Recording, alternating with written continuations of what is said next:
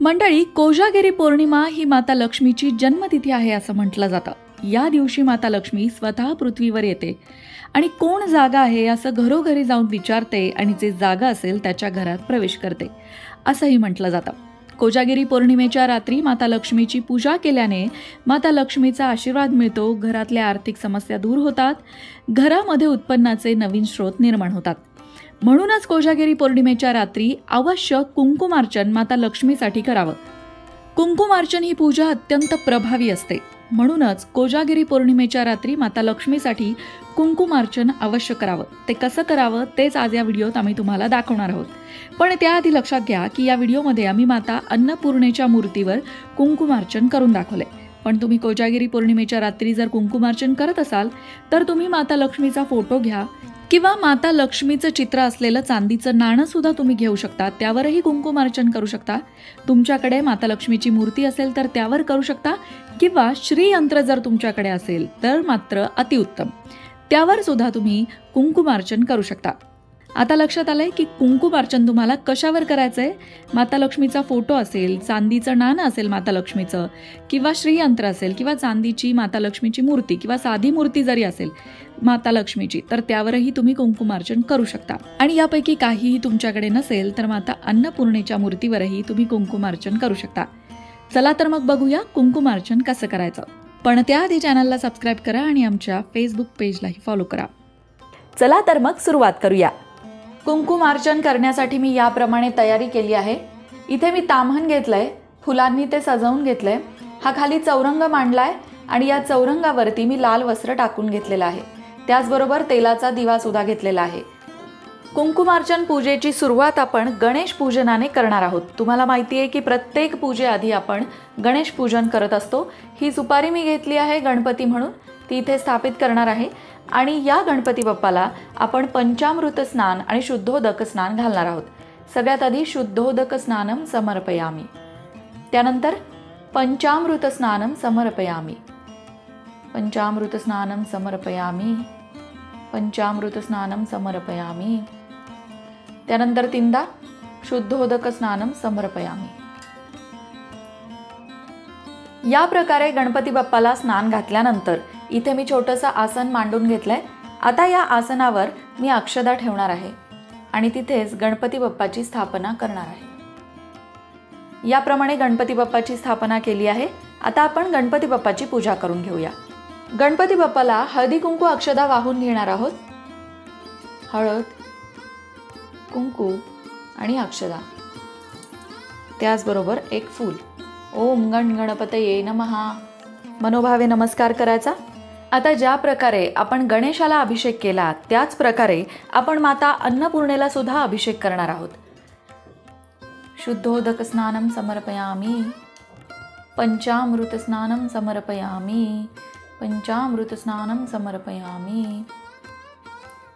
पुन्हा एकदा शुद्धोदक स्नानम समर्पयामी. अन्नपूर्णेच्या मूर्तीला अभिषेक झाल्यानंतर तिला ताम्हणामध्ये स्थापित केला आहे. आता आपण अन्नपूर्णेची पूजा करणार आहोत. हळद, कुंकू आणि अक्षदा अर्पण करणार आहोत. हे सगळं करत असताना तुम्ही तुमच्या कुलदेवतेचा जप करायचा आहे किंवा तुम्ही श्री सूक्त सुद्धा म्हणू शकता किंवा आई जगदंबेच्या वेगवेगळ्या रूपांची नावं सुद्धा घेऊ शकता, नामस्मरण करू शकता. फूल अर्पण करायचं आहे. आता सुरुवात करायची आहे कुंकुमार्चन करायला. लक्षात घ्या, आपल्या हाताची ही जी 5 बोटं आहेत त्यापैकी ही मधली 2 बोटं आणि अंगठा यानेच आपल्याला कुंकू चिमटीमध्ये उचलायचं आहे आणि ते देवीवर वाहायचं आहे. ही तर्जनी आणि ही करंगळी आपल्याला लावायची नाहीये, हे लक्षात ठेवा. चला सुरुवात करूया. पायापासून डोक्यापर्यंत कुंकू वाहत जायचे आणि प्रत्येक वेळी कुंकू वाहताना देवीच्या नावाचा जप करायचा आहे. सर्वमंगल मांगल्ये शिवे सर्वार्थ साधिके शरण्ये त्र्यंबके गौरी नारायणी नमोस्तुते. या देवी सर्वभूतेषु मातृरूपेण संस्थिता. नमस्तस्ये नमस्तस्ये नमस्तस्ये नमो नमः. कुंकुमार्चन करताना तुम्ही एक खास मंत्र सुद्धा म्हणू शकता. तो मंत्र याप्रमाणे आहे. ओम ऐं ह्रीं श्रीं क्लीं चामुंडाय विच्चे. मंत्र पुन्हा एकदा सांगते. ओम ऐं ह्रीं श्रीं क्लीं चामुंडाय विच्चे याप्रमाणे हा मंत्र म्हणत सुद्धा तुम्ही कुंकुमार्चन करू शकता. श्रीसूक्त म्हणत सुद्धा तुम्ही कुंकुमार्चन करू शकता.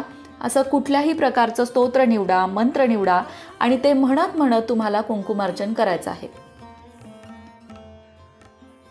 हे कुंकुमार्चन तुम्ही 108 वेळा करू शकता किंवा 1001 वेळा सुद्धा करू शकता. जशी तुमची इच्छा असेल, जशी तुमची श्रद्धा असेल, भक्ती असेल त्याप्रमाणे हे कुंकुमार्चन तुम्हाला करायचं आहे.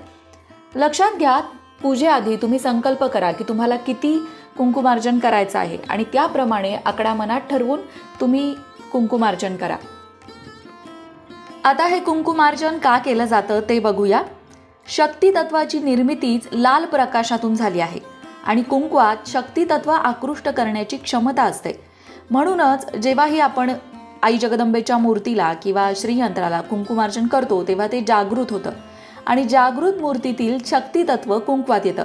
नंतर हे कुंकू आपल्या कपाळास लावल्याने चांगले अनुभव येतात. आई जगदंबेची आपल्यावर कृपा होते. म्हणूनच हे कुंकू जे आहे कुंकुमार्चन केलेलं ते पूजा झाल्यानंतर तुम्हाला एका डबीमध्ये भरून ठेवायचंय. ते पुन्हा कुठल्याही देवतेला वाहायचं नाहीये हे लक्षात ठेवा.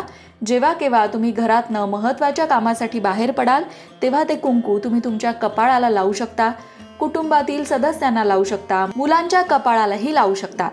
याप्रमाणे कुंकुमार्चन झाल्यानंतर आता आपल्याला देवीला नैवेद्य दाखवायचा आहे, धूप दीप दाखवायचा आहे आणि आरती करायची आहे. इथे मी तुपाची निरांजन लावून घेतलेली आहे आणि त्याने मी देवीला ओवाळणार आहे.